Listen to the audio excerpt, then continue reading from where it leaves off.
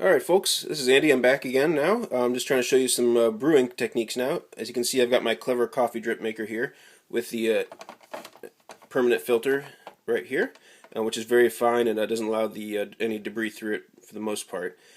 You'll see through some of this coffee here that we do have some white flakes in there, and what that is actually from the green beans. As most people don't know, is when you're roasting beans, the green beans like we have here actually have a skin on them of some sort. So when you're roasting them, that skin tends to come off, and it's not always possible to get it off all the roasting beans after you're done roasting it. So actually, it's one way to tell if you have some very fresh beans is if that chaff is, you still see some of that chaff in the beans.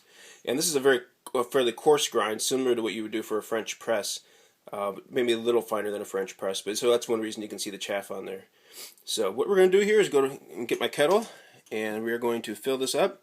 And as I said, as most drip brewers, you actually have this on top of the cup of coffee, but not the clever brewer here. You actually leave it on the table first, and we're actually going to fill it up with some hot water. And as you can see, when you're brewing coffee, fresh coffee, you'll get what's called the bloom. You see the foaming coming up there, and the foam and the bloom actually means that it is fresh coffee. If you do not see any kind of foam or bloom coming from the top of your coffee grinds like this, it means your coffee is not fresh. It is most likely stale. So we're going to fill this all the way up to the top of the gold. You don't want too much because it sits on top of a cup of coffee, and if you put too much in there, you will overfill your coffee cup. I am speaking from experience in that one. Well, while we let this brew, it takes about 2.5 minutes. We're going to put the top on here to keep the heat in. Remember, you want your brewed coffee to be just under 200 degrees. You don't want boiling water. That'll actually ruin the beans. So on my timer over here, I'm going to put 2 minutes and 30 seconds. And you didn't see that. It was on the microwave. That's okay. What we have here now is the Aeropress brewer. As you can see here, I have kind of an espresso grind here, a very fine grind in there, and that's one reason you do not see the chaff in that. You don't see the white flakes because it is a finer grind.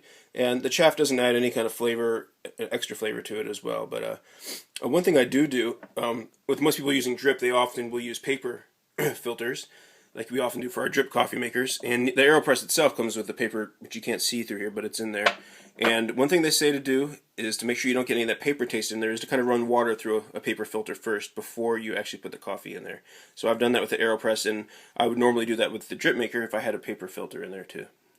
So we're going to pour some coffee in here. You can see the Aeropress has some fun numbers here for you. And we're going to make an espresso with this, and we're going to use two cups in there. And I usually actually go a little over 2 cups in this. So we're going to fill this up with water, as you can see.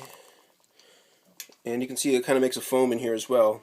Like I said, that's how you know you have fresh coffee. It's called the bloom. So I'm going to pour this just a little over 2 cups, almost 3. And what they say to do with this, with a clever coffee maker, you're supposed to stir occasionally as well, but I don't want to let the heat out of that too much. The Aeropress, they actually give you this fun big stir. You can actually come in and stir it for 10 seconds, they say. So we're going to pretend that's about 10 seconds.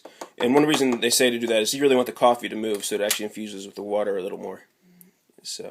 And then they provide this nice little plunger here. And one thing I did, just so you can see here, I have a cup full of hot water. And when I ran it through the hot water through the brewers, they make sure that that's one thing you should do is make sure you run through your filters, even if it's not paper, actually, to make sure that's hot, because you don't want to lose heat when you're brewing. So I'm going to dip the plunger in here into some water just to make it a little easier to push down through here. That's one thing the Aeropress company recommends. So we're going to actually kind of get this in here. It's a really airtight seal. And you can kind of see I'm pushing air through this as I go. And they say to do it very slowly. You should take between 10 and 20 seconds to push the plunger down. So we're pushing down to 3 cups. And it actually gets pretty hard to push at times because you're pushing air through the coffee and through the filter itself. So sometimes you have to let it back up to get a little more pressure on it. And you're going to stop the pushing as soon as you get to the top of the grinds, which is just under that blue dot. Oh, we reached 2.5 minutes on the other brewer. So we're going to let the Aeropress sit there. Now we're actually done here, 2.5 minutes. So you can see the coffee's all kind of floated to the top there. And I've got my other coffee cup here. I'm going to dump that out in the sink. And the clever coffee brewer is all done. And this is the magic of this particular brewer. You put it on top, it releases the coffee and the water all down in there, And you have a nice cup of coffee. You can see I put just a little too much water in there. It's up to the top of the coffee.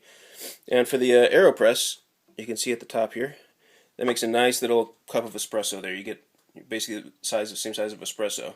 Now what they recommend to do is actually you can put hot water in the cup here after making the 2 cups there, and to make it a regular kind of coffee drink rather than espresso. I don't necessarily like that. That's basically what you would consider Americano if everyone's seen Americano coffee. So, well, I appreciate everyone watching this. Hope you learned something. If you have any questions, feel free to ask me. All right, bye.